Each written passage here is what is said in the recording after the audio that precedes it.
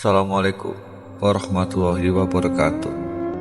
Perkenalkan, namaku Putra. Cerita ini adalah kejadian nyata yang kualami di kos berhantu di tahun 2015. Aku adalah anak pertama dari dua bersaudara. Keseharianku di rumah yaitu kerja di kebun sendiri ataupun kerja di kebun orang lain. Sebagai tulang punggung keluarga, aku harus menjadi sosok yang bekerja keras di saat ekonomi yang sulit. Waktu semakin hari semakin berlalu. Ku mendapatkan telepon dari pamanku dan ditawari untuk kerja di kapal. Tapi sebelum itu, aku disuruh sekolah dulu di sekolah pelayaran untuk menuntut ilmu dan mencari sertifikat bagi pelaut.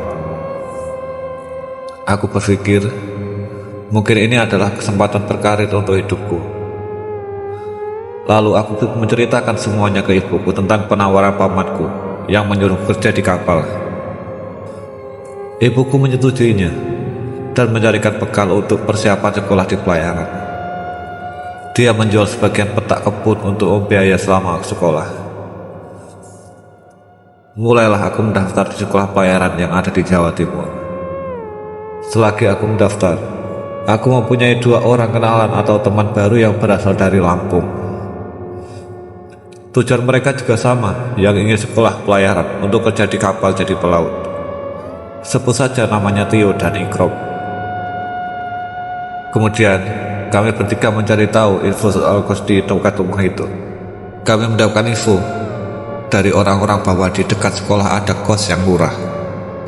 Kami pun menyetujuinya dan mendatangi pemilik kos, serta langsung berbicara tentang harga per bulan kos tersebut. Kos itu mirip seperti perumahan. Kanan kiri ada rumah, tapi di bagian belakang adalah rawa yang dipenuhi air serta rumput yang tingginya setinggi orang dan gelap. Kos itu memiliki 3 kamar dan kasur susun.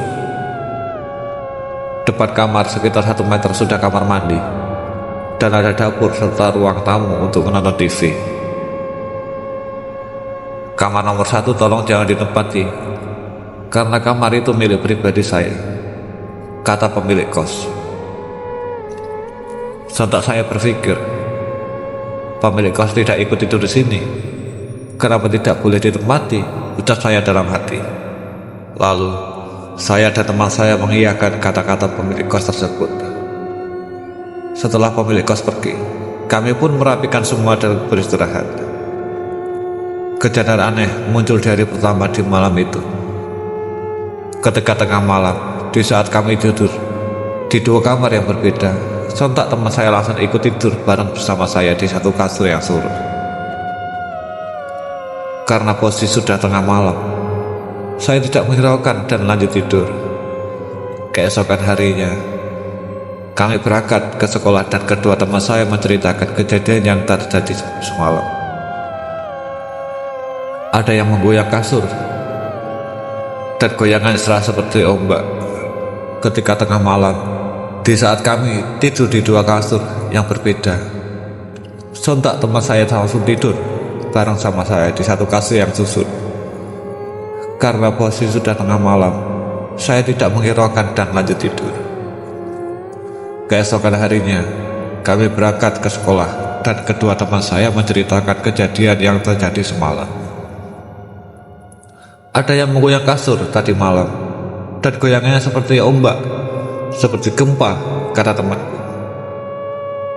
Kamu mungkin kecapean. Kasurku saja enggak goyang, kataku. Kita tidur bertiga saja di satu kamar, biar gak ada yang lagi mengganggu, kataku. Temanku pun mengiyakan tawaranku. Malam pun tiba, kami bertiga beristirahat. Entah apa di benakku sekitar jam 1 malam, serasa kasur ada yang mendorong dan menggoyang-goyangkan. Tapi aku diam saja dan menghiraukan itu. Paginya, temanku juga merasakan kejadian semalam, dan kami bertiga saling tuduh-menuduh. Siapa yang mengigau kalau tidur yang menjadi kasur bergerak-gerak, kataku. Mereka menjawab bahwa mereka tidak ada yang mengigau kalau tidur. Mungkin saat malam kita harus berdoa dulu sebelum tidur agar kita tidak diganggu, kataku. Kejadian kasur yang digoyang-goyang itu hampir setiap malam kami rasakan dan sudah mulai terbiasa. Di saat besok sekolah hari libur, sekitar jam 10 malam, tetangga kos sudah sunyi dan gak ada suara orang pun. Kami memutuskan untuk nonton TV sambil bercanda gurau. Di saat itu, aku mencium bau ubi bakar yang sangat harum. Dan baru pertama kali aku mencium bau ubi bakar seharum ini. Sontak, aku bertanya ke temanku, apakah kalian mencium bau ubi bakar yang harum ini?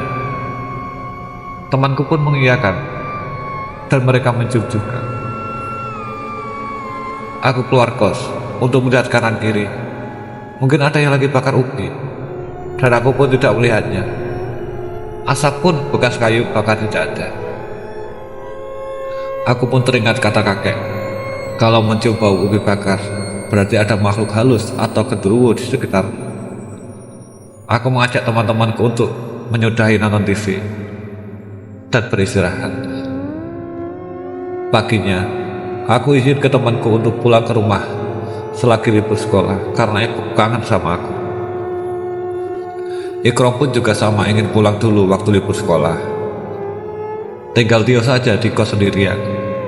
Aku bertanya ke Tio, apakah kamu berani kos di sini sendirian dulu selagi aku dan Ikrom pulang? Aku berani saja, kata Tio.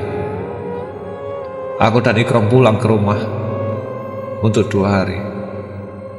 Setelah aku selesai di rumah dan kembali ke kos, alangkah terkejutnya aku ketika aku tahu kalau pintu kos gak terkunci dan waktu sudah jam 4 pagi. Aku masuk, aku melihat Tio tidur di dapur. Aku segera membangunkannya dan menyuruh Tio pindah ke kamar untuk tidur. Sorenya, Tio bercerita kalau dia tadi malam mendengar suara peralatan dapur yang berbunyi-bunyi sendiri. Ketika Tio melihatnya, sontak Tio kaget ada makhluk hitam tinggi besar ada di pojok dapur.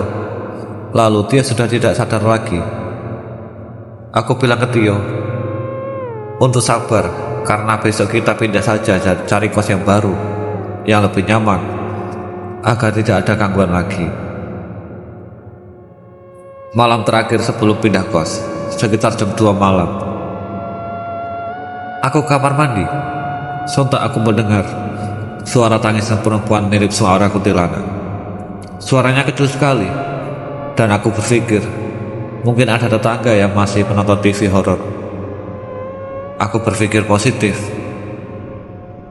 Setelah itu, aku mendengar lagi suara tangisan itu tambah membesar dan membuat bulu kuduku berdiri.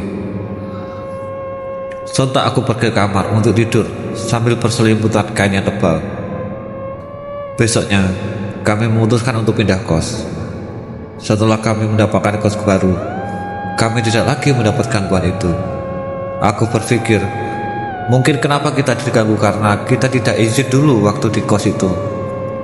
Karena yang menempati pos itu bukan pemilik kos semata, tapi ada penunggu yang lebih lama di situ. Pengalaman ini adalah pengalaman yang tidak akan aku lupakan dan menjadi kejadian terseramku selama di kos. Terima kasih telah mendengarkan Misteri Malam Channel.